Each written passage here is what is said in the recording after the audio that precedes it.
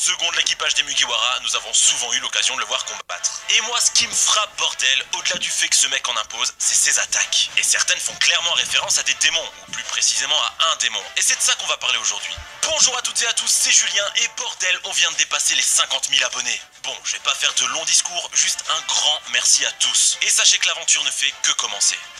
Les attaques. Comme je l'ai dit plus tôt, Zoro, on l'a souvent vu combattre et éclater ses adversaires. Toujours d'une manière assez stylée, il faut le dire, et non, je suis pas en train de faire du susboule. Juste, voilà quoi, Zoro, c'est Zoro les gars. One Piece sans Zoro, c'est un peu comme Kira sans son Death Note. C'est comme Naruto sans Kyuubi. C'est comme Dragon Ball Super sans ses produits dérivés, tu le sentirais qu'il y aurait un manque. Quand Zoro te balance une technique, tu le sais que t'as intérêt de l'esquiver. Sinon, sa lame, c'est la dernière chose que tu sentiras. Et au-delà même de la puissance de ses attaques, certaines d'entre elles ont particulièrement retenu mon attention, et je vais vous les lister. D'abord, il y a évidemment le Demon Slash, puis le Burning Demon Slash, ensuite Taureau démoniaque, les cornes imparables, ou encore Ambima, nuit sans sommeil, Demon Slash, et enfin Demon Beer Slash. Toutes ces attaques ont un point commun, t'as 5 secondes pour trouver lequel. Ouais non, cherche pas, t'as vu le titre, t'es censé avoir deviné. Le point commun de ces attaques, c'est le démon qui se trouve dans le nom de l'attaque. Alors tu peux me dire, ouais mais c'est la traduction qui veut ça, à la base Demon Slash ça s'appelle Onigiri. Ouais mais Jean-Michel trou de balle, si tu pensais à autre chose qu'à la bouffe pendant 2 minutes et que t'allais te renseigner un peu, ça me faciliterait la tâche. Quand il dit Onigiri, il parle pas de la boule de riz bordel. Les Oni sont des créatures démoniaques issues du folklore japonais. Regarde sa tronche. Me dis pas qu'avec une feuille d'algue tu vas le bouffer dans ton bento. Et Giri ça n'a pas vraiment de traduction directe en français, mais si on devait l'expliquer avec nos mots, eh bien le sens de Giri s'approcherait du devoir, de l'obligation. Alors quand t'assembles les deux, ça donne quelque chose qui devrait ressembler au devoir du démon. Et quand je vois que ce jeu de mots suffit à perdre des Jean-Michel trou de balle dans le raisonnement, c'est frustrant. Et si ça ne te suffit pas, je vais quand même préciser que pour certaines de ces techniques,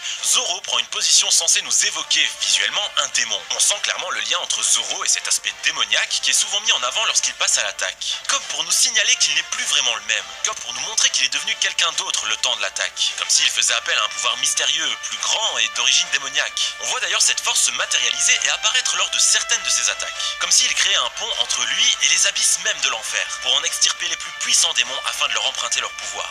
Le démon Ashura. Alors tout à l'heure je vous ai pas tout dit. En listant les attaques en lien avec les démons, j'ai volontairement mis de côté les 3 attaques suivantes. Esprit démoniaque Ashura, Ashura brouillard argenté et enfin Ashura 9 éclairs démoniaques. Si je ne les ai pas listés, c'est parce que cette fois, contrairement aux attaques précédentes, il y a un nom qui apparaît. Ashura. Et pour ceux qui ne le savent pas, les Ashura ou Asura dans leur langue d'origine sont des démons provenant du folklore hindou. Et ils sont d'une puissance telle que les dieux eux-mêmes doivent descendre sur Terre pour les contrôler. Balèze le Zoro, bordel. Ouais, mais ces bras se démultiplient pas vraiment, c'est qu'une illusion.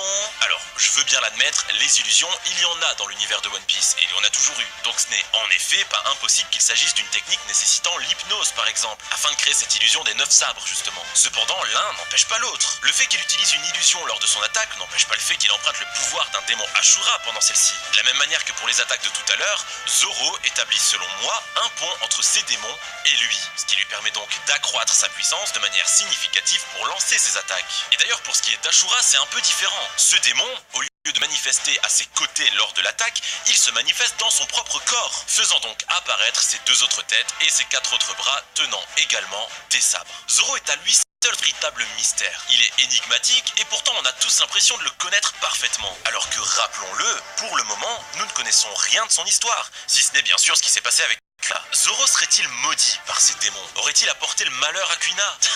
Partons pas trop loin, je réserve ça pour une prochaine vidéo. Et voilà, c'est la fin de cette vidéo. Encore merci à tous, je vous dis à la prochaine pour une prochaine vidéo. D'ici